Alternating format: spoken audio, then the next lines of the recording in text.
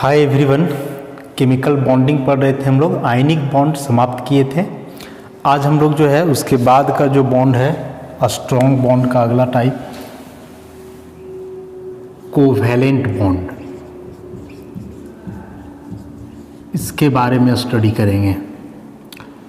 Covalent bond को ही हम लोग बोलते हैं एटॉमिक बॉन्ड। जैसे आयनिक बॉन्ड को हम लोग इलेक्ट्रोवैलेंट बॉन्ड बोलते थे, वैसे ही कोवैलेंट बॉन्ड को हम लोग क्या बोलेंगे? Atomic bond. देखो, तो आयनिक बॉन्ड का जो नाम था आयनिक बॉन्ड इसलिए क्योंकि वह आयनों के बीच बनता था, मतलब आयनों के द्वारा बनता था। ये एटॉमिक बॉन्ड है, मतलब ये एटम्स के बीच बनेगा, इसमें कोई आयन का फॉर्मेशन नहीं होता है। उसके बाद आयनिक बॉन्ड में हम लोग देखे थे कि आयनिक बॉन्ड बनता था इलेक्ट्रॉन का ट्रांसफ़र से, कि मेटल अपना इलेक्ट्रॉन ट्रांसफ़र करते थे नॉन मेटल को, केटायन एनायन का फॉर्मेशन होता था। उसके बाद केटायन एनायन जो है आपस में आयनिक बॉन्ड का फॉर्मेशन करते थे। तो ऐसे ही कोवैलेंट बॉन्ड या एटॉमिक बॉन्ड, तो ई बनता है formed between the atoms of non-metals। Ionic bond एक मेटल और एक नॉन मेटल एटम्स के बीच बनता था, जबकि कोवैलेंट बॉन्ड जो है वह दोनों नॉन मेटल एटम्स के बीच ही बनता है and formed by the mutual sharing of electrons. इलेक्ट्रॉनों का परस्पर साझेदारी से बनता है। देखो, इलेक्ट्रॉन का ट्रांसफ़र और इलेक्ट्रॉन का शेयरिंग में क्या अंतर है? ट्रांसफ़र करने का मतलब कि एक एटम कंप्लीटली अपना इलेक्ट्रॉन दूसरे को दे देगा, और शेयरिंग का मतलब कि अपना इलेक्ट्रॉन यदि उसको दे रहा है तो उसका इलेक्ट्रॉन लेगा भी। शेयर करना, लेन देन करना, साझा करना। तो ये म्यूचुअल शेयरिंग है। तो म्यूचुअल का मतलब होता है परस्पर। परस्पर मैंने समझो इक्वल, कि यदि एक एटम शेयरिंग में एक इलेक्ट्रॉन लगा रहा है तो दूसरा एटम भी एक ही इलेक्ट्रॉन लगाएगा। एक एटम यदि दो इलेक्ट्रॉन्स लगा रहा है तो दूसरा एटम भी दो इलेक्ट्रॉन्स लगाएगा। तो म्यूचुअल शेयरिंग मतलब बराबर नंबर ऑफ इलेक्ट्रॉन जो है उसका शेयरिंग से बनता है कोवैलेंट बॉन्ड। और किसके बीच बनता है? नॉन मेटल एटम्स के बीच। उसके बाद ये जो कंसेप्ट है बॉन्ड फॉर्मेशन का म्यूचुअल शेयरिंग से, यह कंसेप्ट दिया गया था लेविस के द्वारा। लेविस और लैंगम्यूर, मेजर कंट्रीब्यूशन लेविस का जाता है। मतलब ये जो बॉन्ड का फॉर्मेशन होता है इलेक्ट्रॉनों का म्यूचुअल शेयरिंग से, ई कंसेप्ट दिया गया था लेविस और लैंगम्यूर के द्वारा। अब यहाँ से एक बहुत ही इम्पॉर्टेंट बात आता है कि जैसे कोई भी एटम है, इसके अंदर इलेक्ट्रॉन्स हैं, तो इलेक्ट्रॉन्स को जनरली दो कैटेगरी में रखा गया है। एक हम लोग बोलते हैं इनर इलेक्ट्रॉन्स और दूसरा हो गया वैलेंस इलेक्ट्रॉन्स। तो वैलेंस सेल में जो इलेक्ट्रॉन्स होते हैं उसको हम लोग बोलते हैं वैलेंस इलेक्ट्रॉन्स, और अंदर सेल्स वाले इलेक्ट्रॉन को हम लोग बोलेंगे इनर इलेक्ट्रॉन्स। तो एटम के अंदर जो इलेक्ट्रॉन्स हैं दो कैटेगरी में रखेंगे, इनर इलेक्ट्रॉन्स, वैलेंस इलेक्ट्रॉन्स। तो जो शेयरिंग में पार्टिसिपेट करते हैं ना, वे वैलेंस इलेक्ट्रॉन्स होते हैं। इनर इलेक्ट्रॉन्स कभी भी शेयरिंग में पार्टिसिपेट नहीं करेंगे। तो याद रखोगे कि नॉन मेटल एटम्स के बीच जो इलेक्ट्रॉनों का शेयरिंग होता है वे इलेक्ट्रॉन्स आउटर मोस्ट सेल मतलब वैलेंस इलेक्ट्रॉन्स होते हैं। इनर सेल के इलेक्ट्रॉन्स बॉन्ड बनाने में या फिर शेयरिंग में भाग नहीं लेते हैं। रीजन पूछा जाए तो सिंपल सा बात हम लोग बता सकते हैं कि जैसे न्यूक्लियस है और ऐसे मान लो कि दो तीन सेल है, तीन सेल मान लो, तो ई जो है कहलाएगा आउटर मोस्ट सेल या वैलेंस सेल, और इस आउटर मोस्ट सेल में जो यहाँ इलेक्ट्रॉन होगा उसको आउटर मोस्ट इलेक्ट्रॉन या वैलेंस इलेक्ट्रॉन बोलेंगे हम लोग, और ये सब जो इलेक्ट्रॉन रहेगा अंदर का सेल में, ये सब कहलाएगा इनर इलेक्ट्रॉन। ऐसा। अब यहाँ से देख रहे हो ना कि जो इनर इलेक्ट्रॉन्स होंगे वे न्यूक्लियस के ज़्यादा करीब होंगे। तो जाहिर सी बात है कि जो इलेक्ट्रॉन न्यूक्लियस के ज़्यादा करीब रहेगा उसका न्यूक्लियस की तरफ अट्रैक्शन भी ज़्यादा होगा, फिर वैसे इलेक्ट्रॉन को दूसरे की तरफ शेयर करना थोड़ा मुश्किल। लेकिन जो इलेक्ट्रॉन वैलेंस सेल में होते हैं वे न्यूक्लियस से सबसे दूर होते हैं और उनका शेयरिंग जो है आसान हो जाता है। तो इनर सेल के इलेक्ट्रॉन्स कभी भी शेयरिंग में पार्टिसिपेट नहीं करेंगे, वैलेंस सेल के इलेक्ट्रॉन शेयरिंग में पार्टिसिपेट करते हैं। अब ऐसा भी नहीं है कि वैलेंस सेल में जितने इलेक्ट्रॉन्स हैं वे सभी शेयरिंग में पार्टिसिपेट कर ही जाएं। पार्टिसिपेट करेंगे तो वैलेंस सेल वाला ही, लेकिन यह भी जरूरी नहीं है कि वैलेंस सेल में जितने इलेक्ट्रॉन्स हैं सभी इलेक्ट्रॉन शेयरिंग में पार्टिसिपेट करें। कुछ कुछ पार्टिसिपेट कर सकते हैं, कुछ नहीं भी कर सकते हैं, या सब कर सकते हैं, ऐसा भी हो सकता है। जैसे मान लो कि ऑक्सीजन का एटॉमिक नंबर होता है 8, कन्फिग्रेशन लिखते हैं सेल वाइज 2 और 6। तो ऑक्सीजन का लास्ट सेल में हम लोग देख रहे हैं कि 6 इलेक्ट्रॉन्स हैं। तो ये जो 6 हुए वैलेंस इलेक्ट्रॉन हुए, तो जब ऑक्सीजन बॉन्ड बनाएगा तो यही 6 इलेक्ट्रॉन बॉन्ड बनाने में भाग ले सकते हैं। ये 6 बॉन्ड बनाने में भाग ले ही लेंगे ऐसा आवश्यक नहीं है, लेकिन बॉन्ड बनाने में भाग लेंगे तो यही 6। अभी 6 में से 6 भाग ले सकते हैं, 6 में से कुछ भाग लेंगे, कुछ नहीं लेंगे, लेकिन जो भी हो यही 6 में से होगा। तो खैर आगे हम लोग देखेंगे कि कितने इलेक्ट्रॉन्स जो है बॉन्ड बनाने में भाग लेंगे या नहीं लेंगे। तो फिलहाल हम लोगों को यही याद रखना है यहाँ से कि किसी भी एटम के वैलेंस सेल में जो इलेक्ट्रॉन्स होते हैं वही इलेक्ट्रॉन्स शेयरिंग में पार्टिसिपेट करते हैं। अंदर सेल वाले इलेक्ट्रॉन्स कभी भी शेयरिंग में पार्टिसिपेट नहीं करते हैं। अब 2 एटम है, जैसे मान लो कि A और B 2 एटम हैं, A एक इलेक्ट्रॉन दिया, B एक इलेक्ट्रॉन दिया और दोनों के बीच ऐसा हुआ शेयरिंग। तो 2 एटम के बीच ये जो इलेक्ट्रॉन शेयर हुए हैं ना, ऐसे इलेक्ट्रॉन को बोला जाता है शेयर्ड पेयर, या फिर हम लोग बोलते हैं बॉन्ड पेयर। याद रखोगे, शेयर्ड पेयर माने वैसा इलेक्ट्रॉन पेयर जो शेयर हो चुका है, जिसका साझा हो चुका है, या फिर बॉन्ड पेयर माने वैसा इलेक्ट्रॉन पेयर जो बॉन्ड बनाने में भाग लिया है। तो 2 एटम के बीच जो इलेक्ट्रॉन शेयर्ड होते हैं कोवेलेंट बॉन्ड का फॉर्मेशन के लिए, तो वैसे इलेक्ट्रॉन पेयर को हम लोग शेयर्ड पेयर बोलेंगे या फिर बॉन्ड पेयर बोलेंगे। अब जरा देखोगे कि जैसे A और B 2 एटम्स के बीच ये 2 इलेक्ट्रॉन्स हुए, तो जैसे मान लो कि E जो है सो A का न्यूक्लियस है और E वाला B का न्यूक्लियस है, ठीक है, और इसके बीच में यहाँ ऐसे 2 इलेक्ट्रॉन्स हैं। तो ये दोनों इलेक्ट्रॉन A के न्यूक्लियस की तरफ भी अट्रैक्ट होंगे और ये दोनों इलेक्ट्रॉन B के न्यूक्लियस की तरफ भी अट्रैक्ट होंगे। चूँकि इलेक्ट्रॉन पेयर जो है 2 न्यूक्लियाई के बीच में है, तो जाहिर सी बात है कि इस इलेक्ट्रॉन पेयर का अट्रैक्शन दोनों न्यूक्लियाई की तरफ होगा। A भी जो है इस इलेक्ट्रॉन पेयर को अट्रैक्ट करेगा, B भी अट्रैक्ट करेगा। तो जो बॉन्ड पेयर के प्रति 2 न्यूक्लियाई का अट्रैक्शन है, जो एफिनिटी है, जो लगाव है, उसके चलते क्या होता है कि दोनों एटम्स आपस में एक अट्रैक्टिव फोर्स से जुड़े रहते हैं और उसी अट्रैक्टिव फोर्स का नाम हम लोग देते हैं कोवेलेंट बॉन्ड। कोवेलेंट बॉन्ड को ऐसे डैश से दिखाया जाता है। आयनिक बॉन्ड को शो करने का वैसा कोई नहीं है, लेकिन कोवेलेंट बॉन्ड को हम लोग ऐसे डैश से दिखलाते हैं।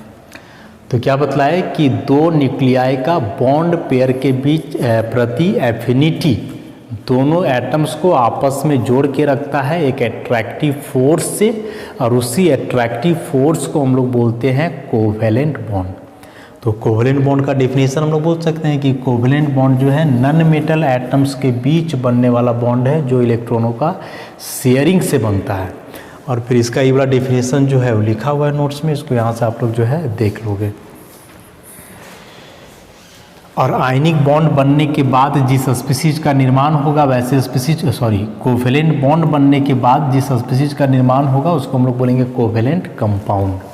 तो यहाँ तक बात समझ गए हम लोग कि covalent bond non metal atoms के बीच बनेगा इलेक्ट्रॉनों का म्यूचुअल शेयरिंग से, माने इक्वल साझेदारी से। कंसेप्ट दिया गया था लेविस के द्वारा, लैंगम्यूर का भी नाम आता है इसमें।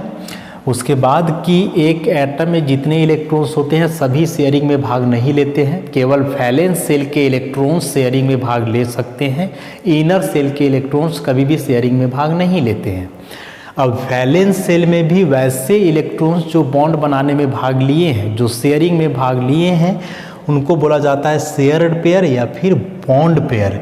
और ये जो शेयर्ड पेयर का इलेक्ट्रॉन है वह दो दो न्यूक्लियाई की तरफ अट्रैक्ट होता है और उसी अट्रैक्शन के चलते ये दो एटम्स आपस में जुड़े हुए रहते हैं, और जिस एट्रैक्टिव फोर्स से जुड़े हुए रहेंगे वही कहलाएगा कोवेलेंट बॉन्ड। इसमें से एक टर्म हम लोग लिख सकते हैं, the number of electron shared पर एटम is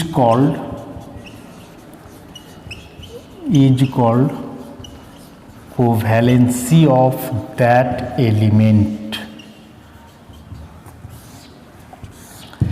इसके पहले याद करो आयनिक बॉन्ड में ही ऐसा एक टर्म आया था, वहाँ इसको हम लोग बोले थे इलेक्ट्रोवैलेंसी।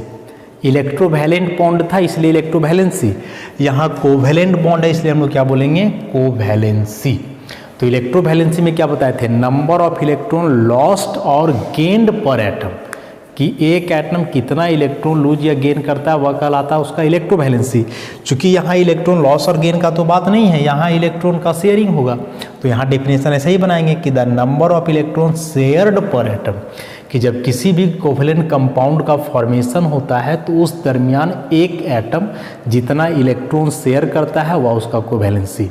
यदि कोई एटम एक इलेक्ट्रॉन शेयर करता है तो उसका कोवेलेंसी एक, दो इलेक्ट्रॉन शेयर करता है तो कोवेलेंसी दो, ऐसे ही तीन इलेक्ट्रॉन शेयर करेगा तो कोवेलेंसी तीन। तो उसी के आधार पे आगे जो है सो कोवेलेंट बॉन्ड को हम लोग क्लासिफाई करते हैं, single covalent bond, double covalent bond, triple covalent bond. तो जैसे मान लें कि ए और बी दो एटम है और दोनों के बीच यदि एक पेयर इलेक्ट्रॉन का शेयरिंग हुआ है, एक जोड़ा इलेक्ट्रॉन, या फिर बोले कि दोनों एटम एक एक इलेक्ट्रॉन लगाया है इस तरह से शेयरिंग में ऐसा, तो बीच में ऐसा सिंगल बॉन्ड बनेगा, तो इसको हम लोग बोलेंगे single covalent bond, single covalent bond. और इस केस में यदि कोई पूछे कि कोवैलेंसी कितना होगा, कोवैलेंसी ऑफ ए या फिर बी, तो कितना के बराबर होगा, 1 के बराबर, क्योंकि ए भी एक इलेक्ट्रॉन लगाया है और बी भी एक ही इलेक्ट्रॉन लगाया है। तो यदि दो एटम्स के बीच एक जोड़ा इलेक्ट्रॉन का शेयरिंग हो, एक पेयर इलेक्ट्रॉन, या बोले कि दोनों एटम एक एक इलेक्ट्रॉन आपस में लगा के शेयर करे, तब जो बॉन्ड बनेगा वो कहलाएगा सिंगल कोवेलेंट बॉन्ड। उसी प्रकार से मान लें कि यदि दो दो इलेक्ट्रॉन का शेयरिंग हो, बी का इलेक्ट्रॉन इस बार क्रॉस से दिखलाते हैं, यहाँ भी क्रॉस से दिखलाते हैं ऐसा, तो यहाँ दो पेयर का शेयरिंग हुआ ना, एक पेयर ये भी एक पेयर, ऐसा शेयरिंग हो जाएगा इस तरह से। तो यहाँ बीच में डबल कोवेलेंट बॉन्ड बनेगा, इसको हम लोग बोलेंगे क्या, डबल कोवेलेंट बॉन्ड ऐसा। और इस केस में यदि कोवैलेंसी पूछा जाए,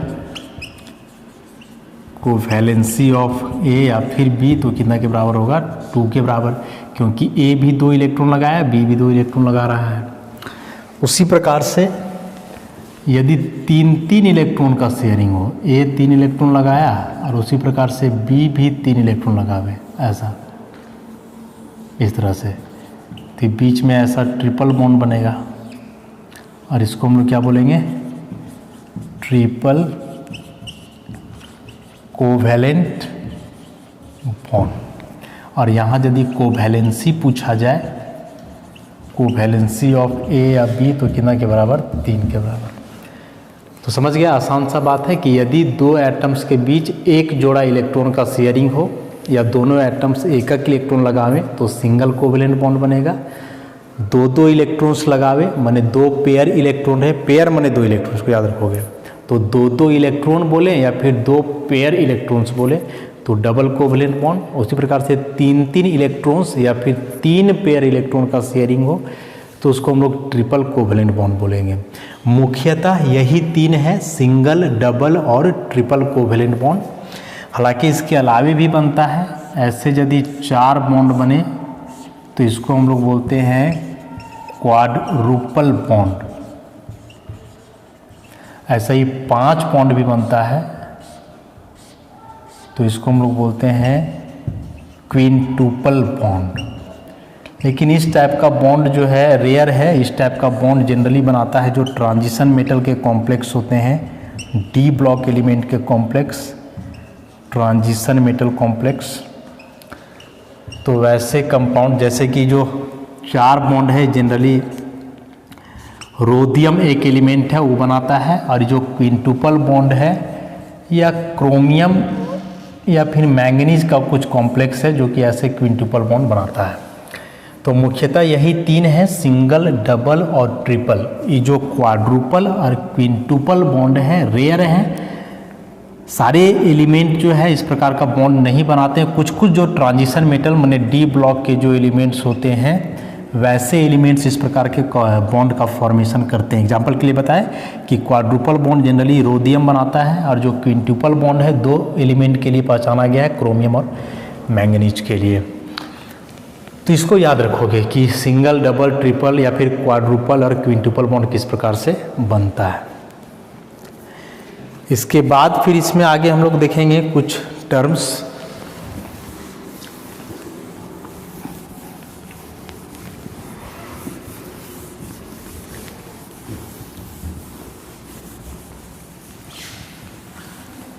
कुछ टर्म्स इसमें हम लोग देखें, जैसे इलेक्ट्रॉन पेयर, ईपी लिखेंगे इसको। तो इलेक्ट्रॉन पेयर हिंदी में इसको इलेक्ट्रॉन युग्म बोलेंगे, या फिर वैसे समझ सकते हैं इलेक्ट्रॉन का जोड़ा। तो जोड़ा का मतलब ही होता है 2। अब हम लोग जानते हैं कि जो इलेक्ट्रॉन्स का फाइनल पोजीशन होता है किसी भी एटम में वह ऑर्बिटल होता है, ऐसा हम लोग मान के चलते हैं। और क्या जानते हैं कि एक ऑर्बिटल में मैक्सिमम 2 इलेक्ट्रॉन्स होंगे और दोनों का स्पिन अपोजिट, एक का क्लॉकवाइज तो दूसरे का एंटी क्लॉकवाइज।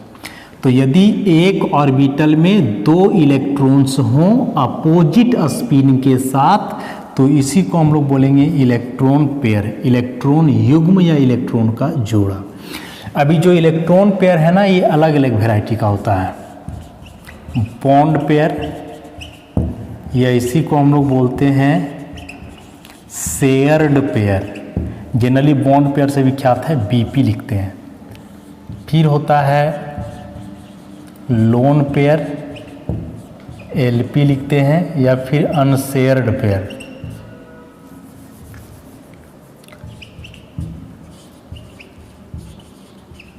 Unshared pair. और तीसरा कैटेगरी होता है नन बॉन्डेड पेयर। इसका शॉर्ट नोटेशन कुछ नहीं है।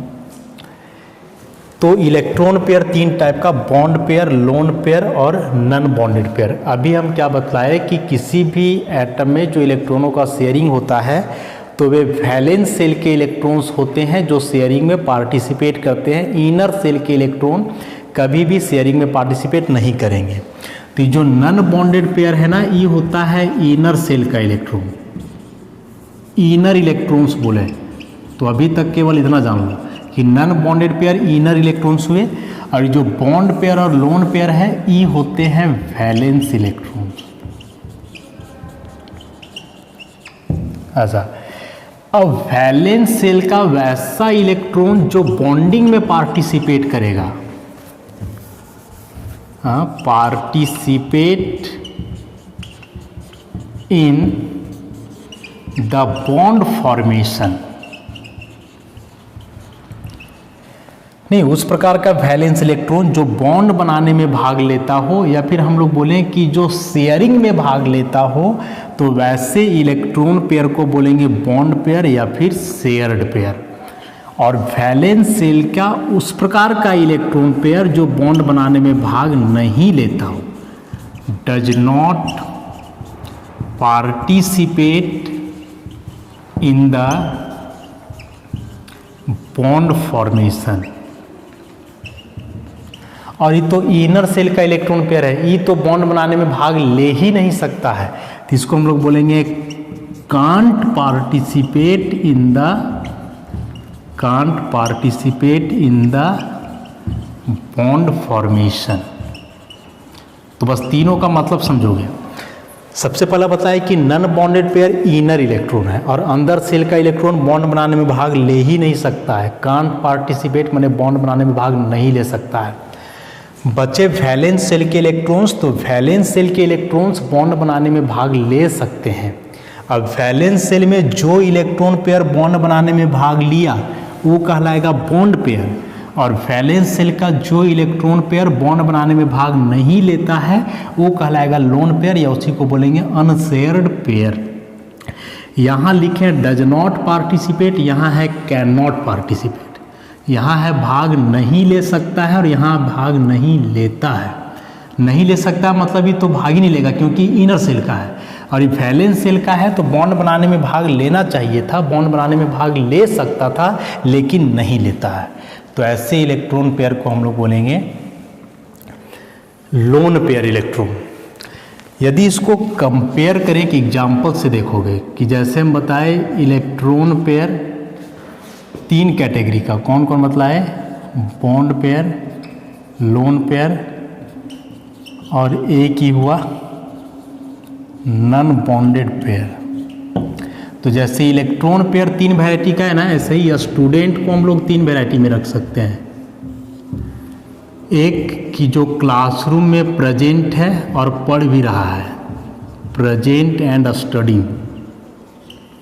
दूसरा कि क्लासरूम में प्रेजेंट है लेकिन नहीं पढ़ रहा है, प्रेजेंट बट नॉट स्टडिंग।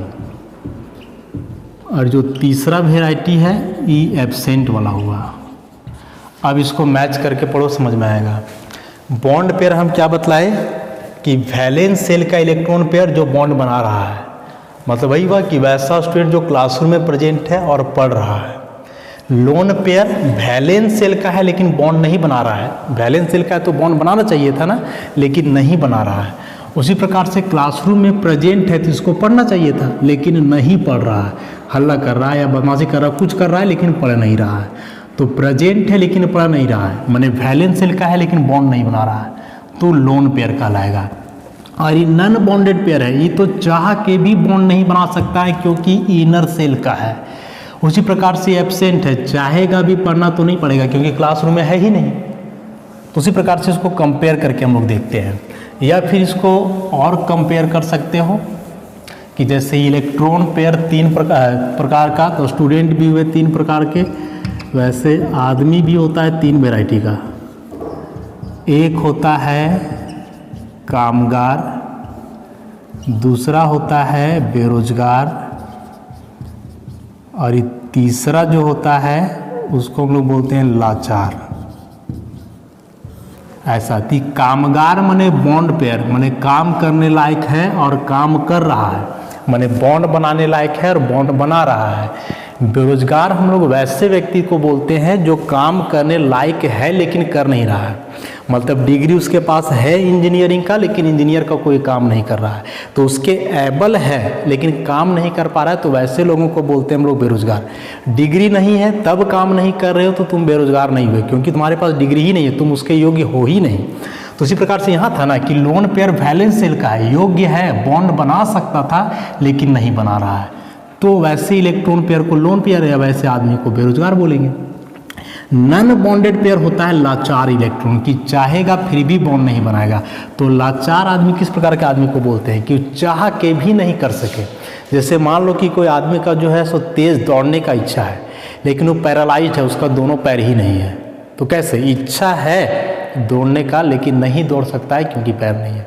इच्छा है कि हम गाते लेकिन गूंगा है, आवाज़ नहीं निकलता है, तो फिर कैसे गा पाएगा, तो वैसे व्यक्ति को बोलते हैं लाचार। तो वैसे ही हुआ नन बॉन्डेड पेयर कि इनर सेल का इलेक्ट्रॉन पेयर है, ये चाहेगा भी बॉन्ड बनाना ना तो बॉन्ड नहीं बना सकता है। तो समझ गए, बॉन्ड पेयर माने कामगार इलेक्ट्रॉन, लोन पेयर माने बेरोजगार इलेक्ट्रॉन, नन बॉन्डेड पेयर माने लाचार इलेक्ट्रॉन। तो ऐसे इलेक्ट्रॉन पेयर को हम लोग क्लासीफाई करते हैं। एग्जाम्पल देखो तो और अच्छे से क्लियर हो जाएगा। जैसे एक मॉलिक्यूल कंसीडर करते हैं F2, देखते हैं ज़रा इसका फॉर्मेशन कैसे हुआ। फ्लोरीन का एटॉमिक नंबर 9, कन्फिग्रेशन लिखोगे तो 2 और 7, तो E7 हुआ इसका वैलेंस इलेक्ट्रॉन और E2 हुआ इसका इनर इलेक्ट्रॉन।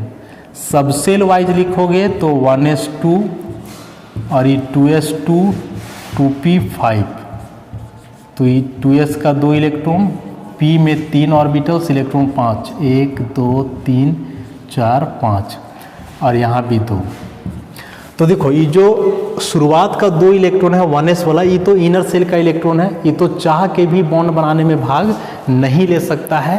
तो ये जो 1s में 2 इलेक्ट्रॉन्स हैं, तो ये दोनों इलेक्ट्रॉन को हम लोग क्या बोलेंगे, non bonded pair, non bonded pair.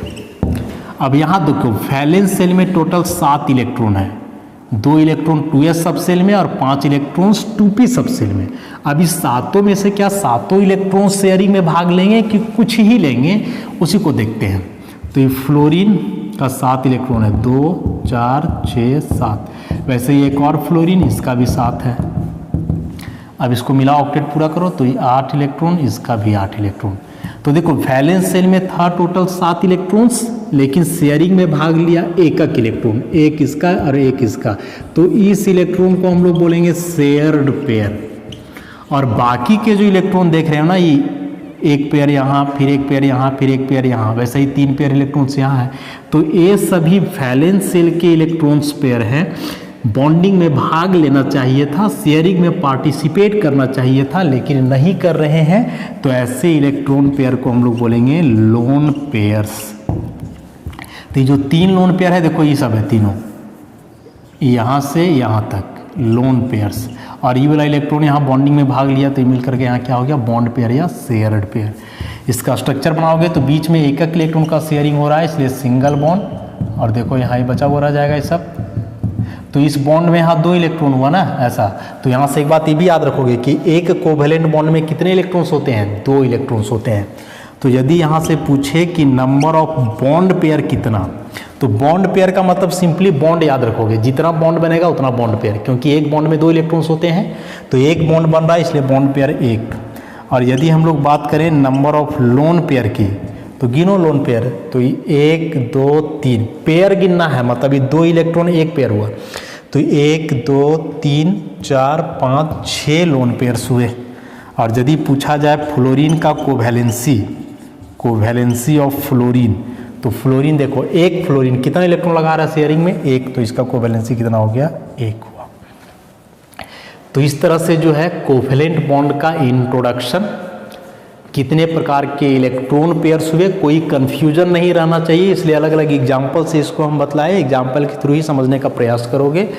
और एक यहाँ भी देख लिए हम लोग। अब इसके आगे जो है इस चैप्टर को हम लोग प्रोसीड करेंगे नेक्स्ट वीडियो में। धन्यवाद।